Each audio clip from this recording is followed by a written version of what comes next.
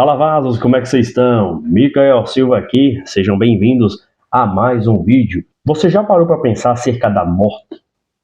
Porque todos nós vamos partir dessa vida um dia. E quando nós nos deparamos em um velório ou visitamos alguém, uma família que está enlutada, é nessas horas que nós paramos para refletir. Por isso que Salomão, ele escreve no livro de Eclesiastes, no capítulo 7, a partir do versículo 1, algumas referências acerca do luto e da morte, e eu quero compartilhar com você justamente nesse vídeo para que nós venhamos ter uma reflexão a respeito. Melhor é o dia da morte do que o dia do nascimento. Por quê? Aqui nós precisamos ter no nosso mente o seguinte: o dia do nascimento, nós viemos à Terra, nós não temos o quê? Passado. Tudo é apagado. Nós vemos como uma criança. Então a criança ela não tem nenhum marco, a criança ela não tem nenhuma participação na história relevante. Ela está nascendo agora, é uma página em branco. Ela nasce, ela vai crescendo, vai se desenvolvendo, vai ganhando sabedoria, disciplina, vai ganhando experiência com a vida, mas quando ela morre, as pessoas vão se lembrar dela pelo que ela fez, pelo legado que ela deixou, pelo impacto que ela causou no ambiente a qual ela viveu. Por exemplo, hoje nós estudamos a vida de pessoas que passaram nessa terra há 3, há 2, há 1000 anos, há 100, 200 anos atrás. E essas pessoas foram de suma importância para fazer com que nós chegássemos até aqui. E mais para frente ele ainda adianta falando que é o seguinte: melhor é ir onde há luto, ou melhor é ir na casa do luto do que ir na casa do banquete. Porque naquele local você vê o fim de todos os homens e os vivos que o tomem em consideração. Ou seja, ele fala, é melhor você ir na casa onde está tendo um luto, porque quando você chegar lá, você vai olhar para aquele corpo, ou você vai olhar para aquela família, você vai ouvir lágrimas, choro, você vai ouvir pedido de perdão. A gente sabe que muitas das vezes as pessoas pedem perdão ali para a pessoa que já faleceu, o que não adianta muito, tá? Porque perdão tem que ser em vida,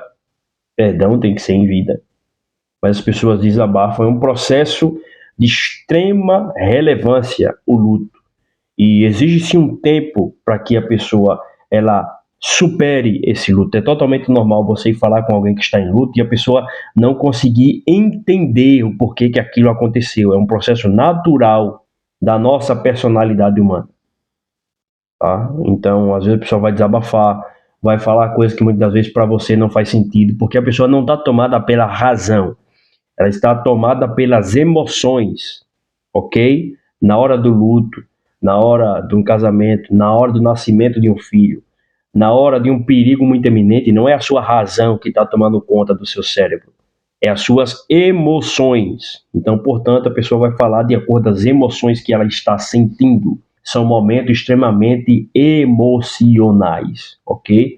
O seu cérebro produz essa descarga dopaminérgica que você fica, de fato, tomado pelas emoções. E aí a sua fala vai ser baseado em emoção.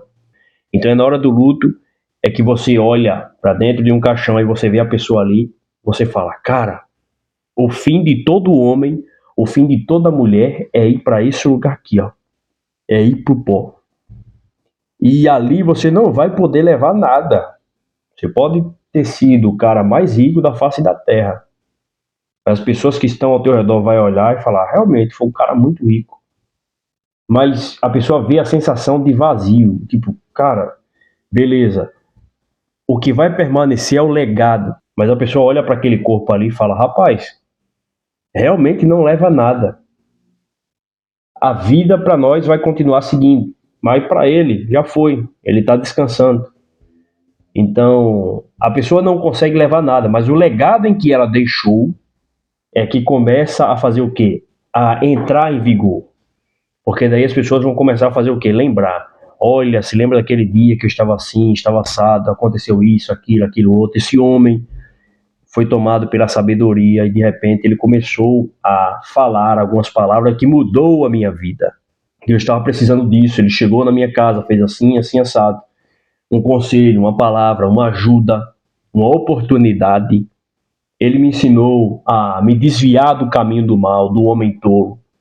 Então, esse legado, olha, foi um homem trabalhador, uma mulher honesta, alguém que me ensinou a ser alguém de verdade, um ser humano, princípios e valores. Então, esse legado é que na hora da morte nós vamos refletir. E as pessoas, quando estão na casa do banquete, elas não pensam no final da vida. Quando as pessoas estão só na festa, a pessoa não pensa que ela pode morrer amanhã. Por quê? Ela está tomada de quê? Dopamina. Ela quer saber o quê? De aproveitar aquele momento ali. Então ela sai da razão. Ao mesmo tempo que na casa do luto os familiares eles são tomados pela emoção, a razão, na hora em que você olha para dentro daquele caixão, ela também vem à tona, porque faz você ficar reflexivo, você começa a refletir acerca da vida. Você vê como o tempo passa rápido, você vê que na hora da morte não tem idade, não tem classe social, não tem gênero, na hora da morte não tem cor de pele. Simplesmente ela vem, leva e acabou. E quando você olha ali, você fala, rapaz, como que tá a minha vida? O que eu estou fazendo? Entendeu? Poderia ser eu aí. Eu preciso fazer algo para poder mudar a minha situação. Então é na hora em que você se depara com alguém naquele velório, na casa do luto, é que você para refletir acerca da vida. E uma das coisas mais gratificantes que eu vejo, inclusive para poder cumprir esse ensino que está aqui, é você visitar órfão e viúva. Não só na questão de ir ali no velório, que muitas das vezes as pessoas vão para poder chegar ali, é cultural, principalmente dependendo da comunidade, é cultural. Mas você visitar essas famílias depois que passou alguns dias, você levar alegria para essas pessoas. Por exemplo, você pegar seu filho, sua filha, seu pai, sua mãe, seus irmãos, às vezes ir lá conversar um pouco, levar a sua solidariedade, não levar assuntos mais tristes ainda, cantar louvor, se alegrar um pouco, isso faz com que as pessoas elas se sintam lembradas, e muitas das vezes elas ficam gratas e enxergam você como de fato um amigo. Então isso é de extrema relevância e em comunidade você consegue fazer esse tipo de coisa também. Eu vejo isso como algo muito positivo, é muito benéfico, porque você, além de visitar uma família, você também é visitado, né? Você aprende muitas coisas, você ouve o desabafo das pessoas ali e você aprende demais, ok? Inclusive você toma até cuidado com o que você vai falar, você aprende a ouvir mais, tá? Em momentos de grande emoção, você aprende que não é a razão que impera. Você tem que ficar calado e ouvir a outra pessoa, porque o cérebro dela está naquele processo de desabafar, as emoções vão falar. E você tem que ouvir e acabou. Porque para a morte não há uma explicação plausível. Você pode vir com toda a racionalidade possível. Você pode especular de diversas maneiras. A pessoa está num lugar melhor, assim, assim, assim. Até mesmo para nós cristãos que sabemos que a morte não é o fim. Nós temos que respeitar o processo da natureza humana, que é o processo do luto, ok? E entender que, por mais que nós falamos e mostramos que acreditamos que a morte é apenas um começo, é apenas uma passagem e que nós vamos se encontrar na eternidade, o nosso corpo, a nossa natureza, o nosso cérebro produz aquele momento do luto que é de extrema importância e que é natural que uma hora nós vamos ter que passar por aquele luto. E são lições que nós temos que aprender. A mesma coisa eu acho que você já ouviu isso, algumas pessoas falam, rapaz, no momento em que eu mais precisei, as pessoas viraram as costas para mim. Na realidade, isso é espécie de um princípio bíblico. A salvação, ela é o quê? Ela é coletiva ou é individual? A salvação é individual. O momento mais decisivo da sua vida, ele é no individual. Na hora da dificuldade, na hora em que você mais estiver precisando de ajuda, você mesmo tem que ficar sozinho. Pode prestar atenção, na hora em que você mais precisa de ajuda, você está sozinho. Porque é um momento individual em que você tem que passar. São lições de extrema importância que você tem que aprender naquele exato momento. E a vida vai lhe impor isso. Então você não pode exigir das outras pessoas que elas venham e estendem a mão para você no momento em que você precisa passar por aquele obstáculo, por aquele desafio no seu individual. Não há para onde correr. Você conversar com qualquer pessoa é unânime. As pessoas vão falar, no meu momento mais difícil, todos os meus amigos fugiram. Quando você lê as Sagradas Escrituras, você vê que é assim na vida de todo ser humano, porque são momentos individuais em que você precisará dessa individualidade. É só você e Deus para poder tratar isso aí. Ok? Você pode ser a pessoa mais relevante, a pessoa mais querida do mundo. Não jogue a responsabilidade sua nas costas dos outros, porque ninguém tem a obrigação de lhe ajudar 100% do momento. Ninguém é onipresente, a não ser Deus. Tá ok? Então, essa foi uma chave que girou na minha mente recentemente. Eu estava conversando com uma amiga minha, e aí no trabalho a gente chegou nesse ponto. Eu falei, rapaz, e daí ela falou essa frase, eu também falei essa frase.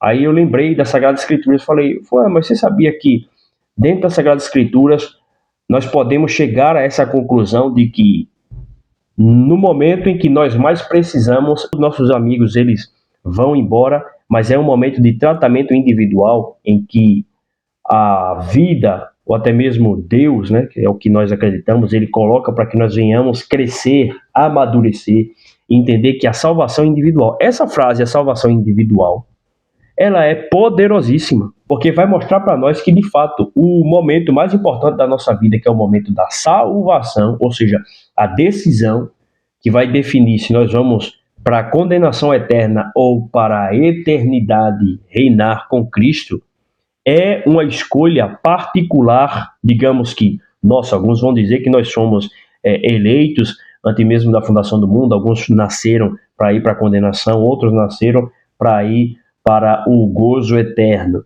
Outros vão dizer que nós temos esse poder de escolha, mas fato é que essa decisão é no individual, ou seja, é você e Deus, né, naquele particular, você ali sozinho, sem mais outras pessoas influenciar ou ficar tendo essa responsabilidade de tomada de decisão, ok? Então é importante nós entendermos isso. E a morte, ela é individual. A morte é individual. Quando a morte vem, ela chega e leva você, leva o Micael, ela leva a sua pessoa em particular.